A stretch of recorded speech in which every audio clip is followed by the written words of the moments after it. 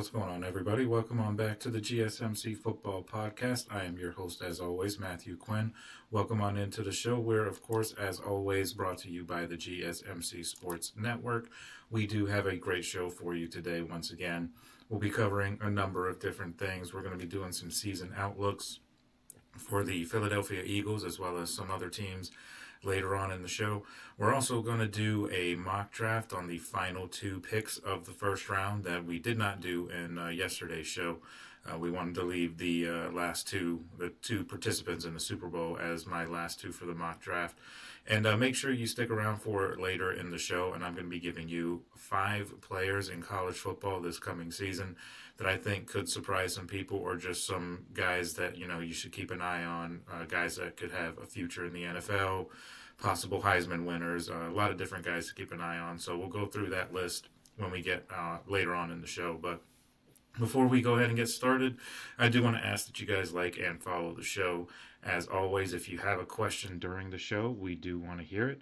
And all you have to do is go ahead and hit up the super chat on GSMCsports.net, and you can go ahead and type in your comment and your question there. Your input is a big part of what makes this show great, and we thrive on your energy and your insight. So whether it is a quick comment or just a thoughtful question or just an opinion that you have that you want to share, don't hesitate to drop it in the chat. Now, if you want to make absolutely sure that your message stands out and also gets featured on the show, there's an easy way to do that. Use the super chat feature. Just click the $sign at the bottom of the chat box to send in your super chat. This guarantees that your message gets on the air, and it's also a fantastic way to go ahead and support our channel. So obviously, definitely want to do that. We rely on your support to keep bringing you some sports content that you love, and we do appreciate every single bit of it. So go ahead, let us know what you're thinking. Hit that super chat button, and let's keep this show interactive and exciting. And if you prefer, you can also go to GSMCsports.net, like I said before. So if you want to tip, donate, or just leave a comment or a question there. We couldn't do what we do without you guys and your amazing support. So we're definitely thankful to have you as part of our community. And once again, that link is GSMCpodcast.net. All right, so let's go ahead and get into the first segment of our show here. We're going to get into some season outlooks, continuing our series. We're going to finish up the NFC East, first of all, with the NFC East and ultimately Super Bowl champion Philadelphia Eagles. And obviously, everybody knows what they did last year, with a dominant performance in the Super Bowl, taking out the Kansas City Chiefs, who were going for the three-peat. Of course, and it was a very, very dominating game. It wasn't really much of a game, to be quite honest. And the Eagles were clearly, and I think they proved it, they were clearly the best team in the NFL last year. Just taking a look at just some of the statistics anyway that they had last year, obviously 14-3, won the NFC East, won the Super Bowl, all of those good things, had the Offensive Player of the Year in Saquon Barkley. You could really almost argue that even though they were 14-3, they probably only had like 2 real losses. That loss against Atlanta, if Saquon Barkley doesn't drop that pass at the end of the game there, they probably win that game. And, now you're looking at 15-2. But if you take a look at, the Tampa Bay game, they were just pretty much outplayed, and so that was the one, win or one loss that you could kind of look at as, valid. But the other loss they had was to the Commanders, who, of course, went to the NFC Championship game, but the Eagles were missing Jalen Hurts for most of that game because he got knocked out really early in that game. So, and it was only a 3-point loss, pretty close game all the way through. So you figure if Hurts plays that whole game, maybe that game is a little bit different, and maybe they only have 1 loss on their record, and then they would have ended up having the number 1 seed at that point, although it didn't ultimately matter because they played all of their games in Philly anyway because Detroit got knocked out by Washington. But you take a look at, what they did last year. Obviously, Saquon's a big story, having over 2,000 yards. He was just shy of breaking Eric Dickerson's single-season record. Probably would have gotten that if he played in the last game, but they sat him out to rest him, and that's understandable, although, I'm sure a lot of Eagles fans weren't too happy to hear that he was not going to be playing in the last game and not going to be able to get that record that, has been standing for a very long time now. and you got to wonder if anybody's ever going to beat it. And keep in mind Eric Dickerson, when he did that record, it wasn't a 17-game season like it is now. So, another thing to think about, but that's a conversation for another day. Take a look at also on the offense, Jalen Hurts was very efficient.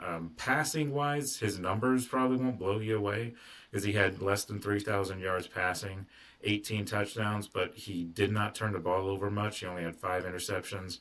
But the big thing with Jalen Hurts last year is he ran for 630 yards, but 14 touchdowns. That's actually more touchdowns than Saquon Barkley had running the ball last year. And, you could also say that a lot of that was probably, the tush push, or whatever the case, for that. But still, you got to have quality offensive line and, a good push up front to be able to execute that play in the right manner. But, so the Eagles were very, very good at that play. If they got the 4th and 1, 4th and goal, something like that, almost always they would get the touchdown or first down, with that play. A lot of people, or a couple people anyway, in the offseason have said that they wanted to try and ban that play. I personally think that's a little bit ridiculous to want to ban that play. I mean, if you don't like it, just stop it. That's kind of where I stand on it. They're not doing anything illegal with how they're, running that play. And you don't see a ton of injuries on the tush-push play or the brotherly shove or, whatever you want to call it. So I don't really see, I feel like the people that want that gone or want that out of the league are just, a little sore that they can't stop it. That's essentially where that's coming from, I think.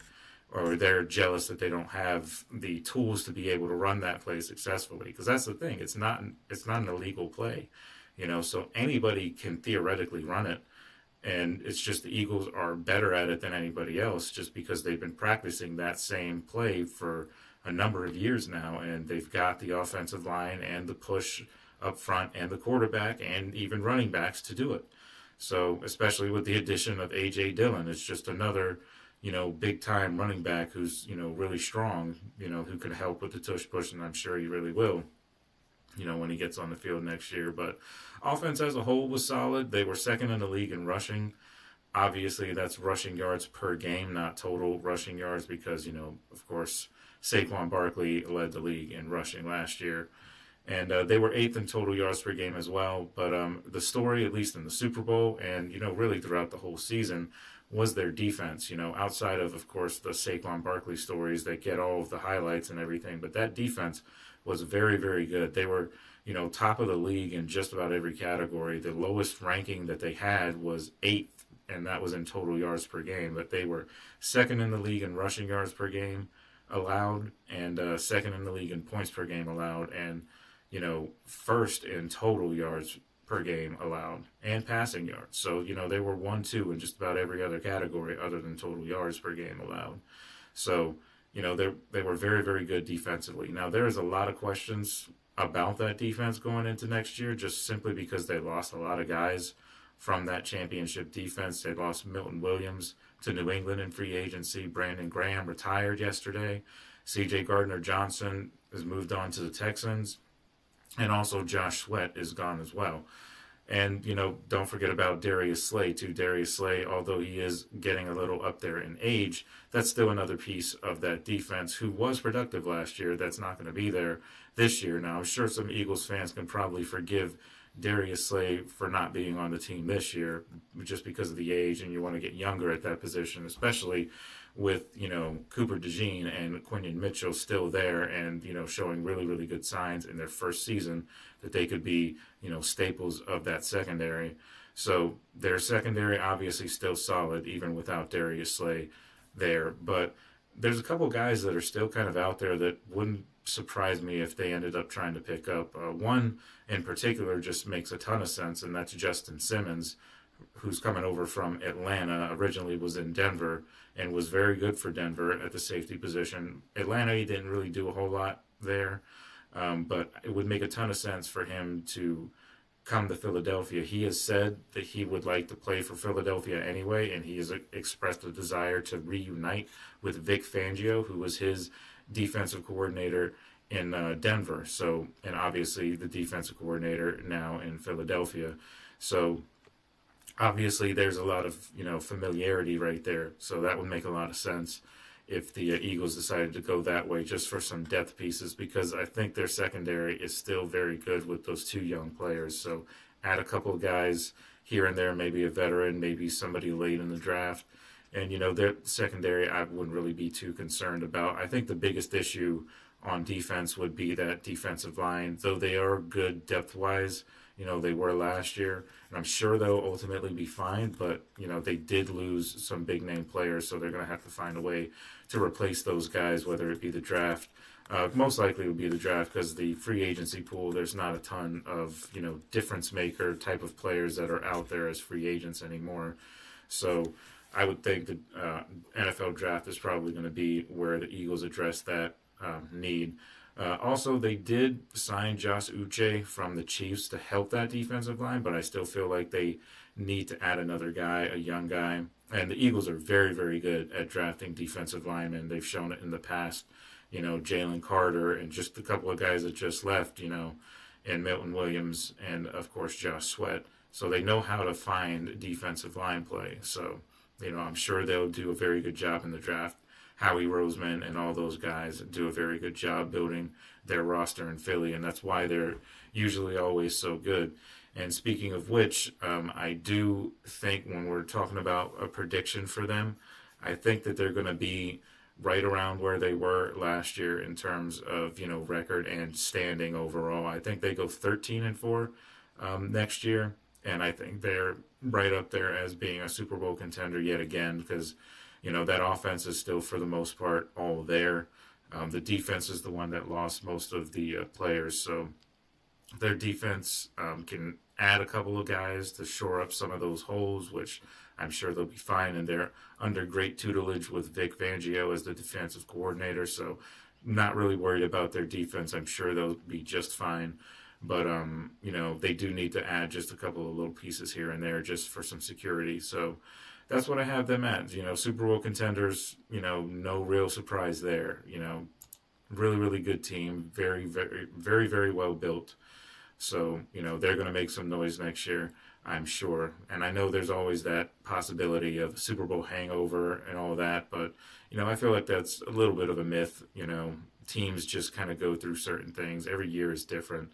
So, teams go through different things every year. So we'll see what is in store for Philadelphia, but if they stay healthy and all of that good stuff, then I think that they're going to be Super Bowl contenders yet again. So, all right, so when we come back, we're going to talk a little bit more about Philly, but also about the team that they played in Kansas City, because we're going to go into some mock drafts here. Our last two picks on our mock draft tour here. So 31 and 32, we're going to talk about who I think they might get and, where they could go from there. So stick with us. We're going to take one quick break, and then we will be right back. I feel like I'm losing my mind. Is everybody in the world blind? Please, Lord, give me a sign, a sign. I feel like I'm losing my mind. Is everybody in the world blind? Please, Lord, give me a sign, a sign. I wanna be the greatest. Everybody on the fake shit. I look around and feel like everybody is the fakest. I make this every day and I'm impatient, hoping one day I blow up from the basement. Statement, the top is so vacant. I don't hear shit that I think is amazing. Waiting for my day when I'm playing sold out shows for 1,000 faces. Hey, give me that crown, get in my way and to be put down. It ain't your place, all this my town. If I want that shit, then I'll get it right now. I'm losing it, the noose it fits, some losing shit, a stupid myth. You choose to live or choose to dip, you choose to fight or lose your grip and lose a gift. I feel like I'm losing my mind. Is everybody in the world blind? Please, Lord, give me a sign, a sign. I feel like I'm losing my mind. Is everybody in the world blind?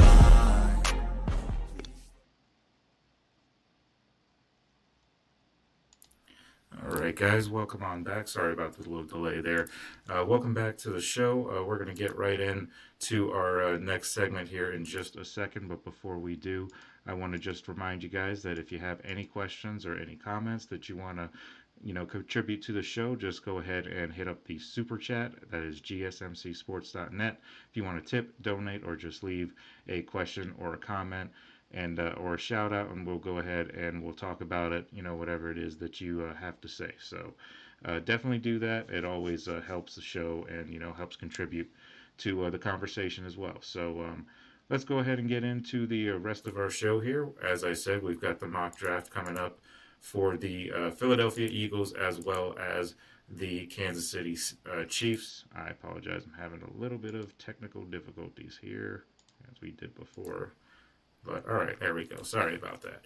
But so our mock drafts, we've got picks 31 and 32. Sorry, I did not have a ton of time to go over do like some, visuals or pictures like I have been on the past few mock drafts. Didn't get a chance to do that today, so I apologize about that. But the first pick, of course, is the Kansas City Chiefs at pick 31. And right now I have them going defensive tackle Derek Harmon out of Oregon. Obviously, they still have a very good defensive tackle in Chris Jones, but they need somebody to pair with him because they have lost a couple of guys over the course of the past couple of years, and they've always done a pretty good job of trying to find other guys, but I think they need to start with a young guy and kind of develop him, and who better to pair with, than Chris Jones. But Derek Harmon, coming out of Oregon, he was second team All-American last year, third team All-Big Ten, tied for the team lead with 2 forced fumbles as well. He played all 14 games and, 13 starts. So he's, durable. He's reliable. At least he was in college anyway. And he's got a great blend of size, length, and strength that does make him tough to move. So he's very, very good at, closing those holes right in the middle and making it tough to run against. He's very, very good at stopping the run. He's powerful. He's efficient, to the ball or to the block. He's a very, very good, very capable defensive tackle. His punch is pretty quick too, and he's pretty powerful. So, that can be very, very challenging for opposing offensive linemen. At least it was, when he was there at Oregon. Of course, Oregon was one of the top-ranked teams in the country for most of the year. They were number one for a good chunk of the year, and then, of course, got knocked off in the playoffs. But they still were a very, very good team overall. So, they have to have good play on just about every other front to be as good as they were. So they were, and part of the reason why was Derek Harmon did a very, very good job overall last year. The Chiefs, like I said, they need some help at the defensive line position, or the defensive tackle position. So I think this will be a good get for them. A versatile player. He can play up and down the line in odd or even fronts. He's capable as a block collector, too, to keep his linebacker clean. He's very, very good at that. And he can shed the blocks very, very well. And, very good at stopping and penetrating the gap. And like I said, stopping the run. He's one of those guys that you want to get if you want to help stop the run. And now the Chiefs defensively last year were pretty good stopping the run. And of course, they are a little bit lighter on the defensive side of the ball this year due to free agency and things of that nature. So, you want to get a guy that's similar to, somebody who is actually, when I was doing some research on this player, he has actually been talked about as the same type of player. Not, obviously, he's not there yet because he's, would be a rookie this year, but he's a similar type of player as Cam Hayward from Pittsburgh. That's what a lot of people have been saying during scouting processes and all that he has that same type of, play. He's the same type of player, he plays the same style, a strong guy who can plug up the middle and, basically close off any particular run holes or run lanes for the running backs to run through. So he's very, very good, and I think the Chiefs would be doing a very good thing in getting him. Obviously, when you pick that late in the draft, like the Chiefs have typically been doing as of late because of their success, in recent years. But that's the thing, is you kind of get to the point where you need to start thinking about picking the best player available. Now, this may not necessarily be best player available for the Chiefs, but this does address a need that they have right there. With all of the deep defensive linemen that you have in this class, it makes a lot of sense for them to go this route, especially since they probably won't be picking again, I believe, until late in the second round as well. So you don't know how many, playmaking or starter capable guys are going to be available at that point. Possibly there could be a few because of how deep the class is, but you never really know. So you want to go ahead and get a proven guy like Derek Harmon, and he's been very good for Oregon. So I would expect him to be very good for the Chiefs. And that Steve Spagnuolo defense, he can get the most out of just about any one of his players. That has been a real thing, a real point of emphasis for this defense since Steve Spagnuolo has came aboard, is they've been able to stop the run. And they can get to the passer too, but stopping the run has really been what they've been best at.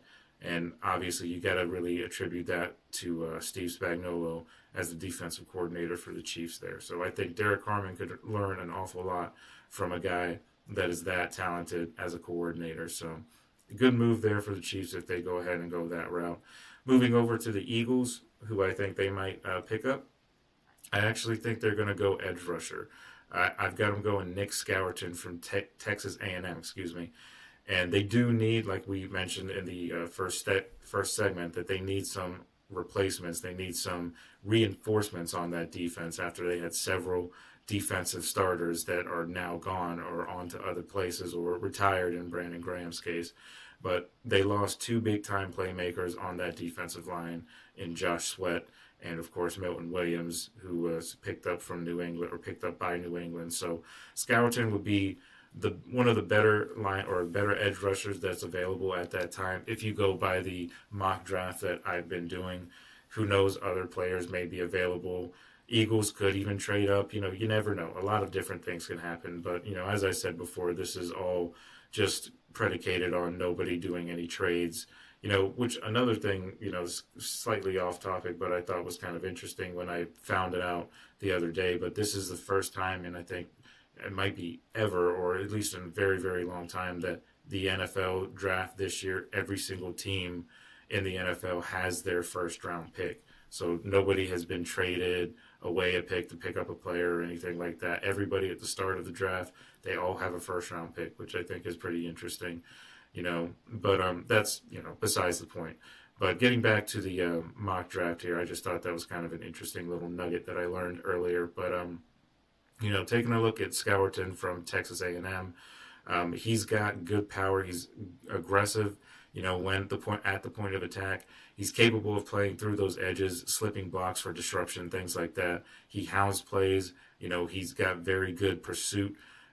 He's, like I said, explosive. He's fast. So that's just the kind of guy that the Eagles like to employ. They got strong guys that can plug up the middle and stuff the run, and you want to get guys that can, of course, rush the passer as well. They've got several guys that can do that, but I think Scourton would be an upgrade, on that defensive line if he can grow into the player that he can be, like as his potential at the most, or at least. If he can at least grow into what he could be, they could end up having one of the better, edge rushers in the game if he can grow into that. And of course, they've got Vic Fangio. Like I said, these are two teams that have very good defensive coordinators in the Chiefs and the Eagles, and there's no, that's no real surprise considering they were both in the Super Bowl last year. But having Vic Fangio as the defensive coordinator, I think, is a big deal for any young defender that's coming into the league via draft or just an undrafted free agent that you sign or whatever the case. Having good coaching goes a long way, and it can go, it can depend on how good your coaching is as to how good your career ends up being. A lot of the cases are like that in the NFL. You see a ton of guys that have a ton of talent, but don't end up accomplishing what they can accomplish because they don't have the right coaching, So with the Eagles, there's not an issue there. There's plenty of really good coaches on that staff. And just more info on Scourton, like I said, he's very, very good at that change of direction, talent that you see in a lot of defenders. You want to have guys that can go one direction to another very quickly, especially with as explosive as a lot of these playmakers on offenses are nowadays in the NFL. So you definitely want to have a guy who can do that. He's skilled and efficient in his rush too. So he's got a lot of moves that he can help get past offensive tackles and get to the inside of offensive tackles to create that disruption on the offensive line and, help to move the pocket in a way to kind of make the quarterback uncomfortable when he's rushing. So he's very good at those things. So Those are two good players for two very, very good teams. And obviously the Chiefs and the Eagles, no matter what they do with either of these picks, I have to imagine that they're still going to be right there in the conversation for being Super Bowl contenders, because these teams are both built that way. And their front offices are very, very smart, and they tend to make more right decisions than wrong decisions in terms of personnel, which is why they are always consistently good, like both of these teams usually are. So, either way, these picks, no matter where they go, no matter who they pick up, they're going to be solid teams.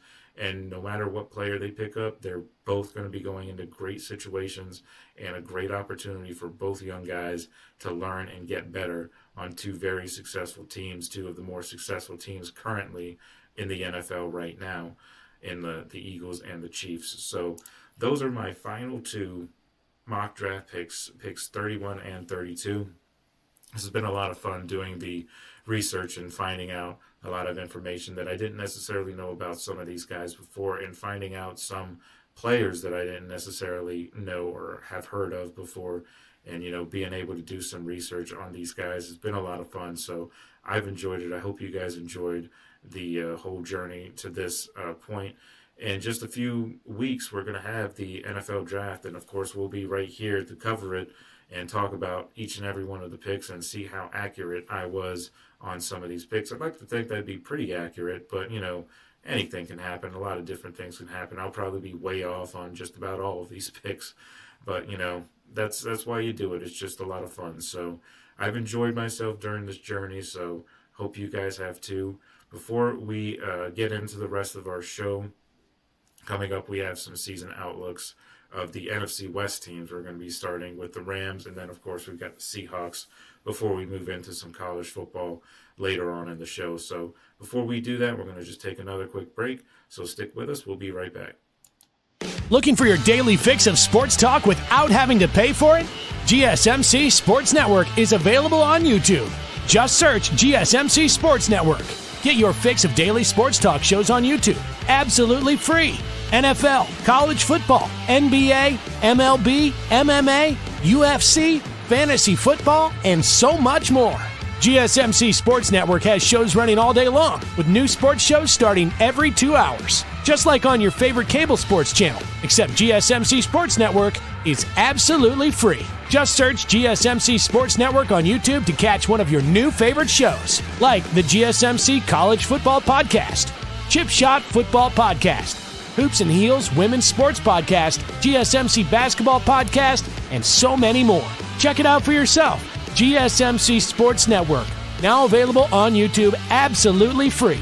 Search GSMC Sports Network on YouTube right now. All right, guys, welcome on back to the show. We're going to get into our next segment. We're going to be doing another season outlook. This time we're going to be talking about the LA Rams, and they, of course, have been in the news in recent weeks because of the whole Matt Stafford situation. There was talk that Matt Stafford may potentially leave and go possibly to the Raiders. Obviously, that did not end up happening. He re-signed with the I almost said St. Louis Rams, with the LA Rams. And taking a look at what they did last season, they finished 10-7, won the NFC West, despite a lot of people not thinking that they were going to do a whole lot.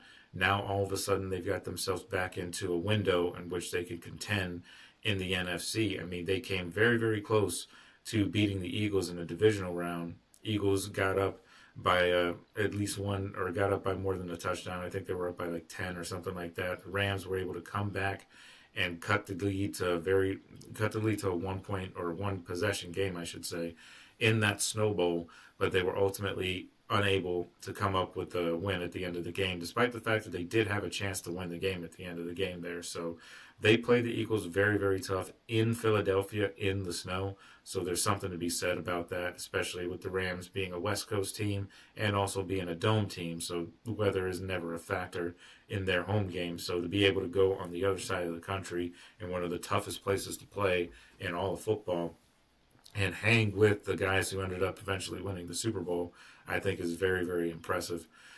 So overall, statistically, offensively, they were 10th in the league in pass yards per game.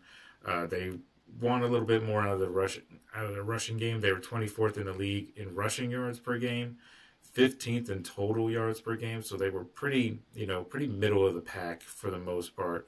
The pass yards obviously can be attributed to Matt Stafford having a solid year. He had about 3,700 yards passing, 65% completion percentage too, and he had 20 touchdowns and 8 interceptions. So that's still a pretty decent ratio for Matt Stafford. He's still one of the better quarterbacks in the league, even at his age. So, a good sign for the Rams that they were able to sign him again.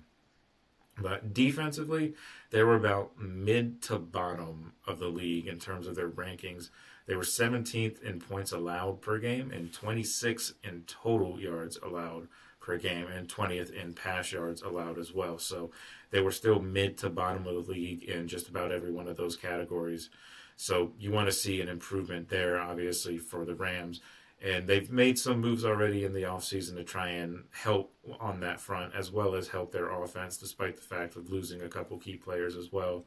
But they've got decent production from their running back, Kyren Williams. Last year, he had about 1,300 yards rushing and had 14 touchdowns. So that's right where you want to be, especially with a young running back like that. Not everybody is Saquon Barkley and can, run for over 2,000 yards every year. But, Kyren Williams did a pretty good job, I think, all things considered. So the Rams, they were up and down at some points, but towards the end of the year, they really did start to get things, clicking. And they ended up taking the lead in the NFC West over Seattle, who started out pretty strong. They started 3-0, and we'll talk about them in the next segment. But, I think the Rams still have a very good shot at accomplishing what they accomplished last year as well, but they still have some needs as well. And taking a look at some of their needs, they did release Cooper Kupp. That's the big news that we heard over the past few days.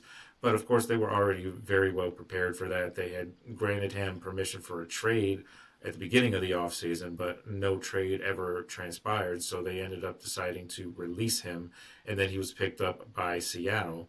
And they added Davante Adams in the offseason before Cooper Kupp officially left. So they were well prepared for that situation. And they had also re-signed Tutu Atwell at that point as well. So they've got a solid wide receiver room in that locker room with Puka Nacua, Davante Adams, and, of course, Tutu Atwell, who will be the 3 or the 4 guy. And they also brought in, to help with the defensive line, Poona Ford. That helps bolster the trenches, which is just what they need on defense. And they do, as far as what their needs are draft-wise, they need to go out and get a corner. Now, they could dip into that with free agency because there's still a couple guys that are still available. Asante Samuel Jr. is still on the market. Another guy that we talked about previously, Justin Simmons, he is a safety, but he is also available too, and he could help that secondary because he's still a quality player as well. But you could go after, if you're the Rams, if these guys fall to you, of course, Maxwell Hairston out of Kentucky. He's the fastest corner that was in the combine. He ran the fastest 40 anyway, out of anybody in the entire combine, let alone cornerbacks. Also, Texas corner Jahdae Barron. We've talked about him a few times. If he's available, that could be a way they go. Or instead of going corner, they could go safety. Nick Emenwari, who we talked about in the last episode, if he happens to still be available, wouldn't be surprised if they went that route and snatched him up. So we'll see. I mean, they have a lot of different needs that they have. We'll see what they decide to do. I do think that re-signing Matt Stafford was the best move that they could make, because they were looking at a situation where if they didn't re-sign Matt Stafford, they were most likely going to have to. I mean, nobody ever wants to actually say that they're going to do this, but they might have had to punt on the year, for lack of a better term, and maybe snatch one of those veteran quarterbacks that are still currently available, and maybe try and get their next franchise guy in next year's draft, where there are a lot of, up-and-coming quarterbacks that could be available, in next year's draft. And we'll obviously talk about that as it gets closer to the draft and as it gets closer to college football season as well. And we got a couple of those guys on the last segment, that are included in that quarterback talk as well. So they don't have to do that. now, obviously, because they went ahead and they signed Matt Stafford to that deal. And I think adding Davante Adams on a 2-year deal was definitely a good move as well. Now, Davante Adams is a veteran. He's getting up there in age, but he's still one of the best receivers in the game. He hasn't really had a great quarterback situation since he was in Green Bay catching passes from Aaron Rodgers. Not when he was in New York catching passes from Aaron Rodgers. That was a whole other situation and not nearly as successful as he was when he was in Green Bay with Rodgers. So he, I'm sure, is looking forward to having a stable situation for once after leaving the Packers, going to the Raiders, never really being happy there.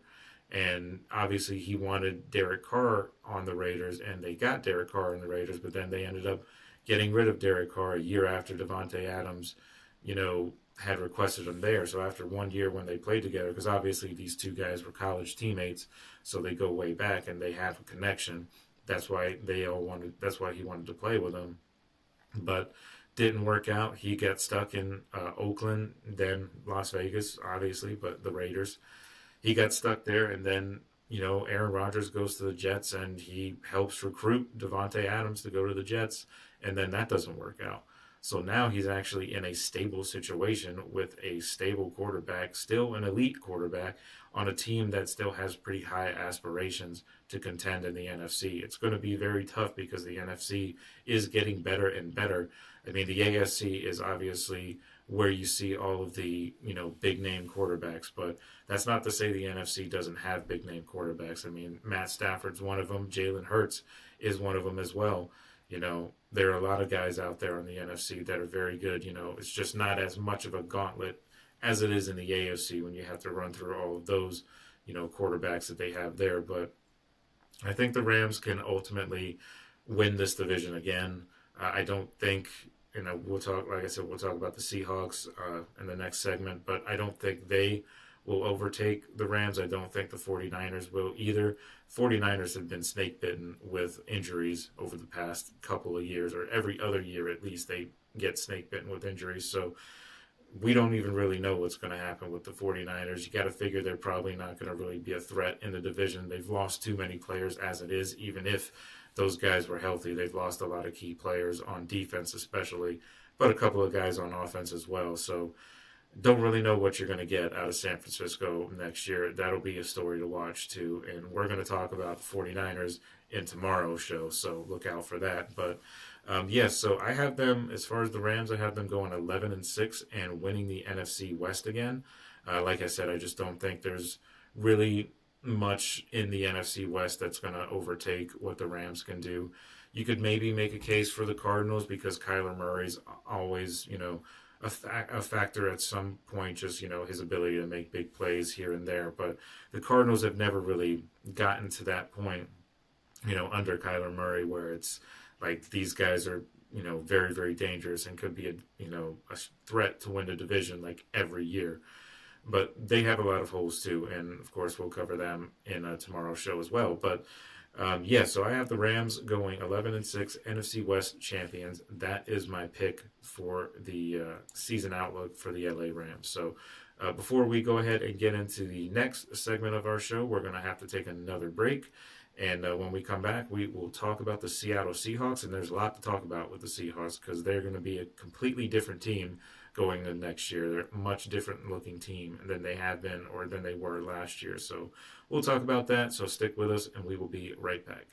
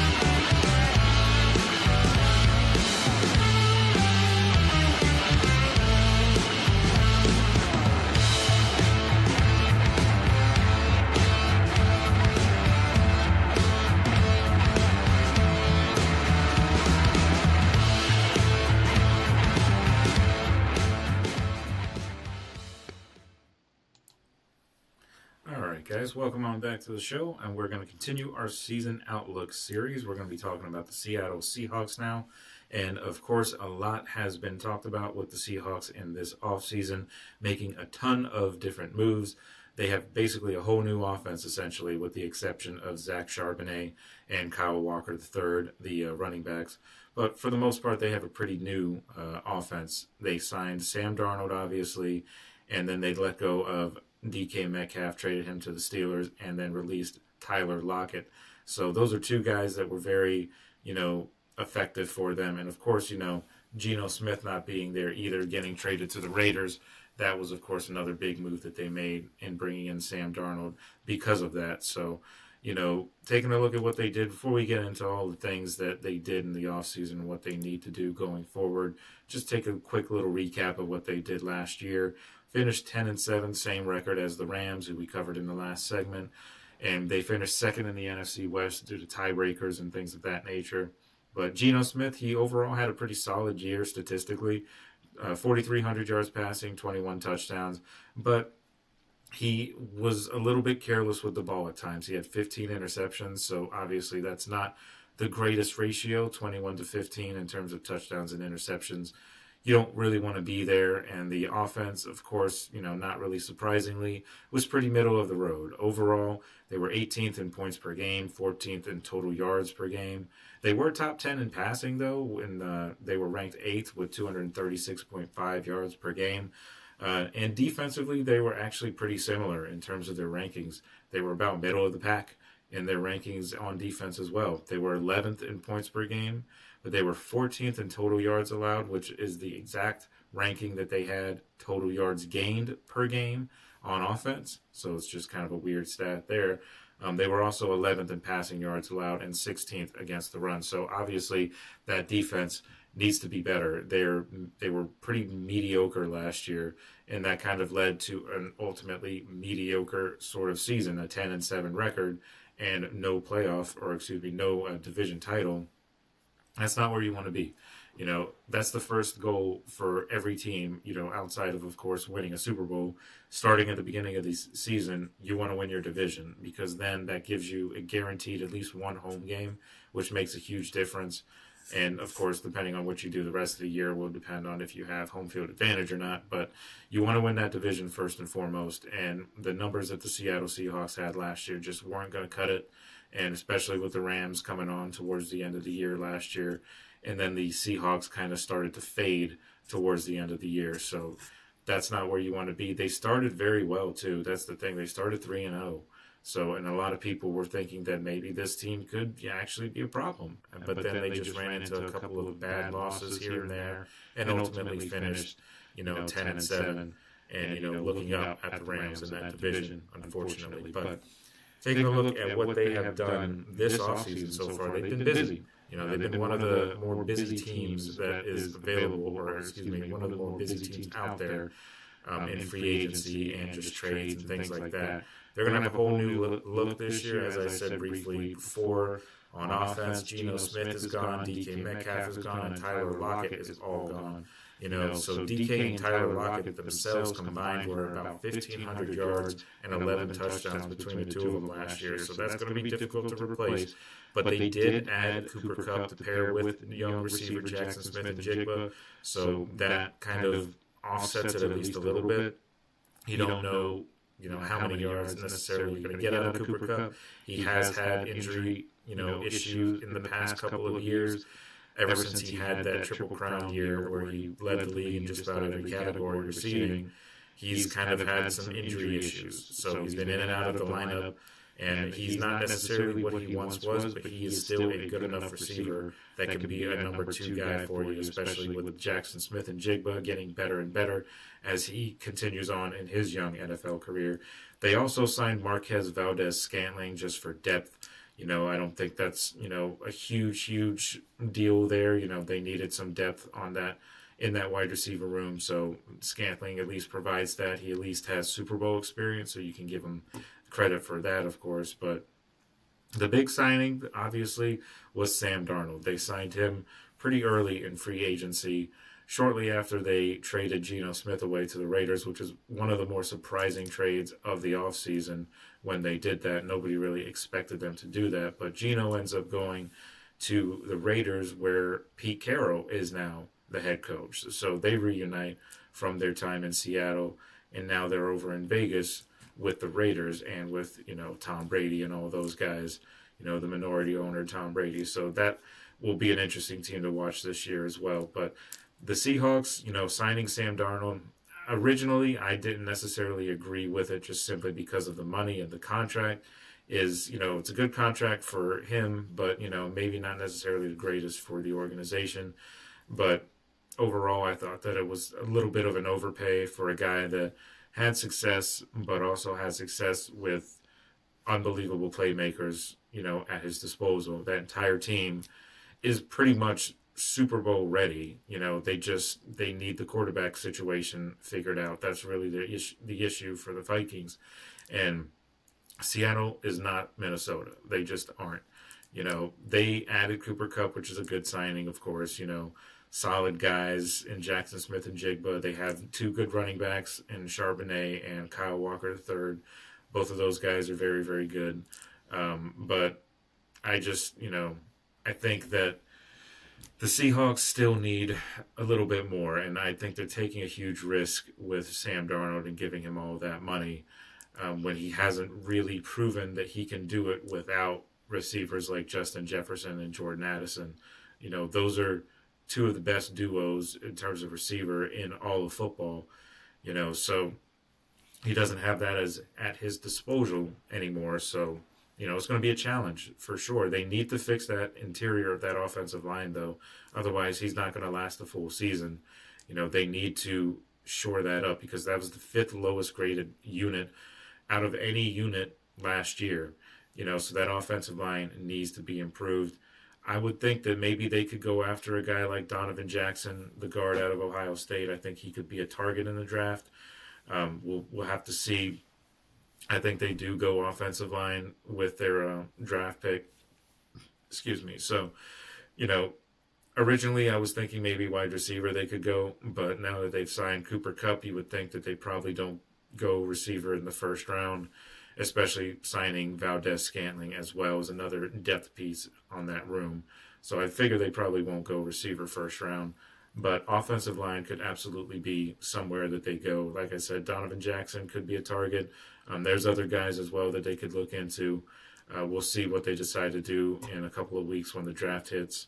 But that's kind of where I'm at with the Seahawks. Like I said, ton of new faces.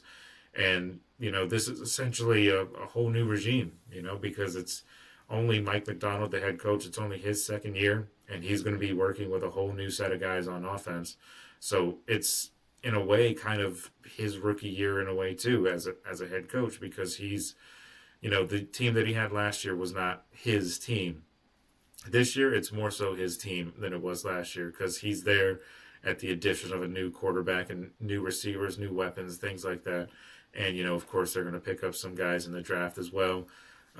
Very interesting class all the way through, so it'll be interesting to see where they go draft-wise. But I like what they've done, at least so far, in terms of the skill position, because that was a big question when they got rid of DK Metcalf. I was kind of curious as to why Sam Darnold would choose to go there with, DK and Tyler Lockett both leaving. Now, I know Tyler Lockett isn't the guy that he once was.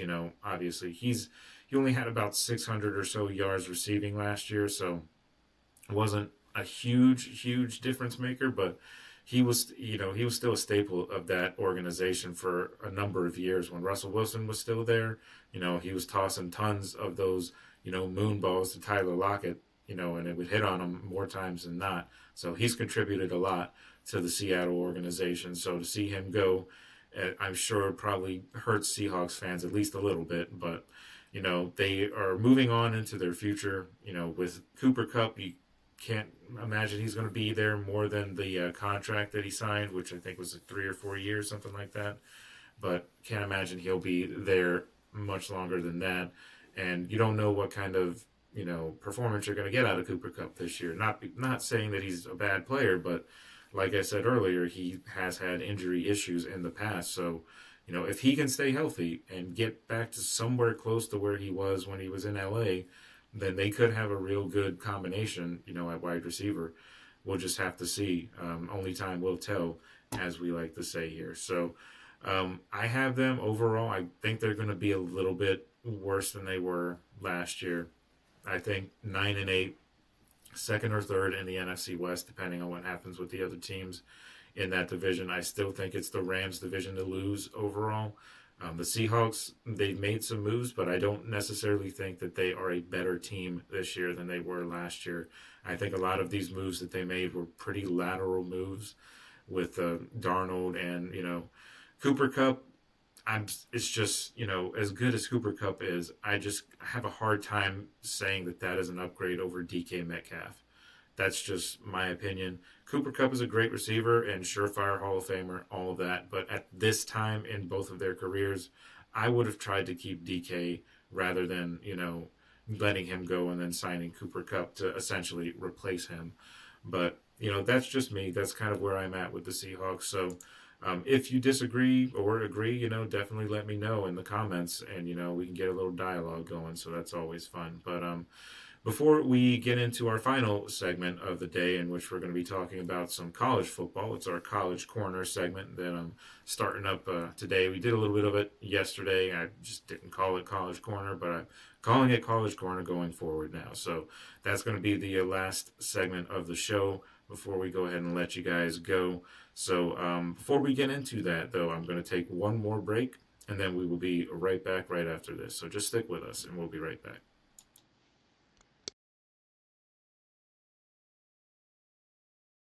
For the best and latest podcasts available anywhere, go to the podcast app on your cell phone and type in GSMC to access free content-rich podcasts on health and wellness, book reviews, sports, entertainment, relationships, social media, movies, technology, finance, and even weird news. Subscribe and download the GSMC Podcast Network's family of shows, available everywhere podcasts are found.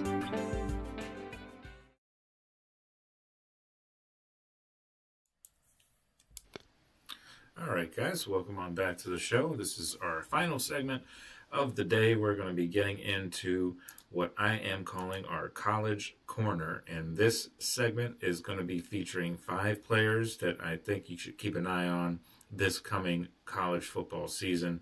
A lot of different guys for a lot of different reasons to keep an eye on here, and I'm sure there will be other players that pop up during spring training and a lot of spring ball going on right now in campuses. So I'm sure there'll be a lot of other stories and a lot of other players to kind of look out for going forward. But right now, we're going to start this whole thing off with one of the more polarizing players, just simply because of his last name, and that is Arch Manning, the quarterback out of Texas. He, of course, is going to be the first full season starter for the Texas Longhorns. And going into the SEC, of course, Texas being in the SEC now for a number of years, or for a couple of years, but Arch Manning now getting a taste of that SEC life full time. And he is obviously one of the guys that people are looking at to be one of the better prospects coming out of this coming college football season into the NFL draft next year. A lot of teams could be looking at a guy like that. He is one of the early odds-on favorites to win the Heisman, for whatever that's worth. I know spring ball is not even completed yet, so it's very, very early to be talking Heisman, but he's one of the favorites on the Heisman list. So obviously I think the name goes a long way into making him one of the odds-on favorites.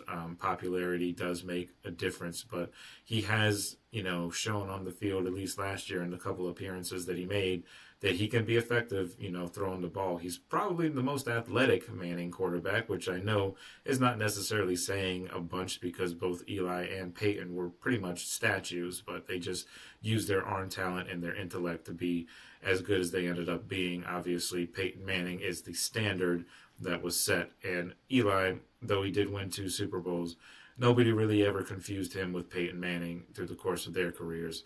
And this particular Manning is actually the son of the other Manning brother, and that's Cooper Manning. So he's not the son of Peyton Manning or Eli Manning or anything like that. But, he's been pretty good so far. He was obviously highly recruited out of high school, and, he gets to Texas, and he's been very good, in the limited time that he's been playing so far. He's 6'6", 225 pounds, and he can run pretty well too. So obviously, like I said, probably the most athletic Manning quarterback to come out of college. But there's going to be a lot of eyes that are going to be set on Arch Manning, so it'll be interesting to see how he handles the pressure. Everybody knows who he is and what his family name is, so that pressure is always going to be there. It's going to follow him his entire career, even when he gets into the NFL. Whether he likes it or not, that's just going to be what it is, just because of how successful the other Mannings in his family were in the NFL. So it'll be fun to watch him and see what he does. But moving on to the next, and also quarterback, there's 3 quarterbacks on this list, but they're not all quarterbacks, so I did change it up a little bit. But the next quarterback on this list is Cade Klubnik out of Clemson, and he had a fantastic 2024 season. He made a significant leap forward. He had some record-setting performances. He had a record-setting performance against App State, and he became the first Football Bowl subdivision quarterback in 25 years to throw for 5 touchdowns, rush for 2 more, and maintain a 90% completion percentage in a single game. And that is an impressive feat. I know it was Appalachian State, so it's not like he was playing Georgia or, anything like that, or Ohio State. But Appalachian State, it's still a tough thing to do. 5 touchdowns, 2 rushing touchdowns. So he had 7 total touchdowns and a 90% completion percentage. That's pretty impressive. No matter how you slice it, that's still impressive. He's most likely going to be one of the top prospects in the draft next year. No surprise there. He's on one of those lists of finalists for the Heisman, and he could possibly set some more passing records this year at Clemson. We'll see, but that's a guy to definitely keep an eye on. He could absolutely be one of those guys that makes a difference as to whether Clemson wins the ACC or whether they have another up and down year like they've had over the past couple of years under Dabo Swinney. But I really like Cade Klubnik and what he's done and what I've seen from him so far. So it'll be interesting to see how he goes, along in this season. This upcoming college football season is going to be very interesting. I'm going to be looking really, really closely at a lot of different quarterbacks, especially. I mean, part of that is just, me being, a Steeler fan and our current quarterback predicament that we're in. I'm going to be keeping a close eye on a lot of these quarterback prospects, but it's going to be a fun college football season regardless, though. So we'll see, if any of these guys can, make a huge name for themselves. But I really like Cade Klubnik, so we'll see what he can do this year. Moving on to our next one. This is a little bit of a homer pick. DJ Lagway, the quarterback out of Florida. Now, I don't think he's going to be like a Heisman Trophy winner or anything like that. That's not what I'm saying. I'm just very interested to see how he handles taking full control of the Florida offense, because they played 3 different quarterbacks last year, and this year he's the guy. He's the main guy. He's the starter, unquestioned leader, unquestioned starter. So I'm very interested to see how he comes out in his sophomore season because of how good he looked for the Gators last year. They finished 6-0 on that 6-0 streak as soon as he got in, or they went on a 4-game win streak, but the games that he started and finished in, they were 6-0. So obviously he made a huge difference to that team, and he was the MVP of their bowl win last season as well. So this is going to be an interesting look at DJ Lagway. We're going to really get a chance to see if he can be the quarterback that can, take Florida to where they want to go. Maybe they sneak into the playoffs, with the expanded playoffs and everything. Don't think they will. I think they still got a little bit to go. They did improve on the offensive line, so that'll help as well. But their defense needs to get a little bit better. They did add a few guys here and there through transfer portal and all that.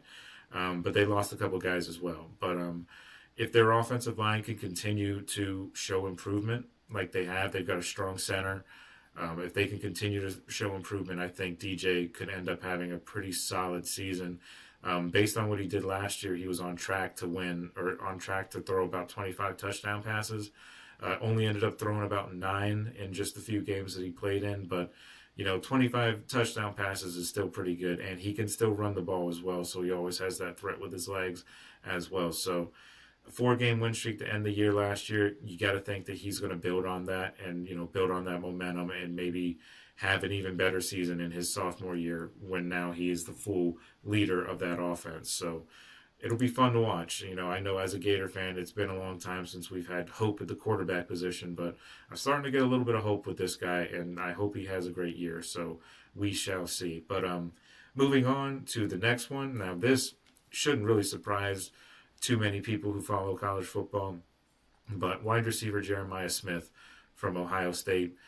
As a freshman, he was outstanding. He was ridiculous. And the other receiver that they had last year, Emeka Egbuka, is going to be most likely a first-round draft or the first-round draft pick in the NFL draft in a couple weeks. And Jeremiah Smith arguably was the better receiver out of those two. And you could actually even argue that their wide receiver room is even better this year too. So that's only going to give him more and more opportunities to make these ridiculous catches like he was making and make these huge plays like he was doing last year. He was very, very good. And if he was draft eligible this year, or if he went into the draft this year, he would absolutely go first round. I have no doubt about it. But he was a freshman last year, so obviously he still has another year of eligibility before he has to go ahead and think about the draft. Maybe he stays for more than 2 or 3 years, but we'll see. That's another story for a different time. But he was probably the Buckeyes' best player, at least on offense last season. And he's part of a receiver room, like I said, that's probably going to be better than they were last year, which is a scary thought because they had a very good wide receiver room. They have had a lot of really good receivers over the past few years. You've got Egbuka, you've got, of course, Smith. Don't forget about Marvin Harrison Jr. was Ohio State as well. Obviously, he moved on to the NFL with the Cardinals, but they've had a history of having really, really good receivers, even back in the day when they had Chris Carter, way back in the day. He was, another really good receiver, ended up being a Hall of Fame receiver with Minnesota. But, they have that history, and there's no real surprise that they have another, surefire first-round draft pick, possibly even top 5 draft pick, depending on needs, next year's draft. So he's going to absolutely be in Heisman discussions this year, I would imagine. He was the receiver of the year last year of the Big Ten as a freshman. So, a lot of impressive stats. He's a very impressive receiver and probably the best receiver coming out of this upcoming NFL draft class. Not this one this year, but the following year, leading into this college football season. So, yeah, so he's a very, very good player. But we're going to move on to our last player on this list that I have, and that is a guy that we talked a little bit about yesterday when we talked about South Carolina.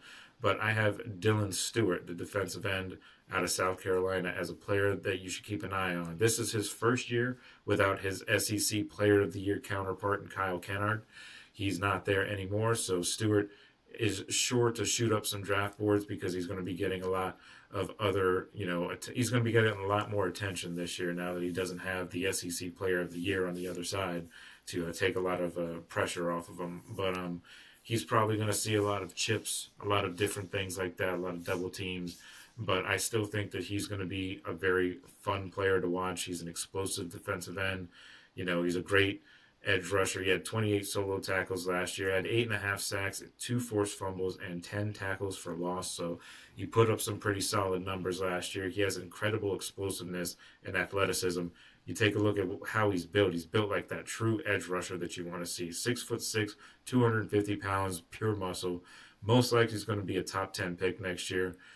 He's one of those guys who can absolutely grow from an already stellar season that he had last year. And that South Carolina defense, let me tell you, that defense has been built ferociously. They're going to be very good this year, and I think they are really going to surprise some people. As I talked a little bit about them yesterday, but I really think South Carolina, who are led by that defense, which is absolutely the strong suit of that team, they could absolutely make some, noise next year or this coming year. Maybe even sneak into the playoffs possibly. Those South Carolina, Florida games will be interesting too, but that'll be a real challenge for DJ Lagway, talking about a guy who was on this list as well, facing that defense. That's not an easy task, and they're going to probably be even better this year than they were last year. So, really like Dylan Stewart. He would be, any team in the NFL will be lucky to grab a guy like that in next year's draft. So we'll see how it all pans out in college this year. So just a few more months, and we're going to be talking about some actual college football games. I just try and look at the positives, and obviously we're not in the middle of any games right now, which, kind of sucks because obviously you want to watch, football if you're a football fan. But, before you know it, we'll be right here talking about training camp, talking about preseason, and talking about college football and them getting ready to kick off their season as well. So, it'll be fun. It'll be a fun journey to get there, and it'll be fun when it all starts. So that should just about do it for the show tonight. I know we covered a lot of information. I hope you guys enjoyed it for the most part. And, of course, if you have any questions or any comments that you want to, contribute to the show in any way, you can still go to the Super Chat and type in your comment or question, or you can go down to the comments on YouTube, type in your comment or question, and I'll try and get to it on the next show or something like that. So I appreciate everybody joining me. Sorry once again.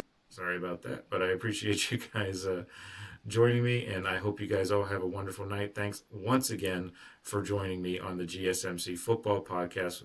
We are brought to you by the GSMC Sports Network. As always, your support means a lot to us, so please remember to subscribe to the show, leave a positive review. Really does make a difference. We also invite you to follow us on all the social medias like Facebook, Twitter, TikTok, or X, and Instagram for more content and updates. So thank you once again, and we will see you tomorrow night. Same time, same place. I hope you guys have a wonderful night.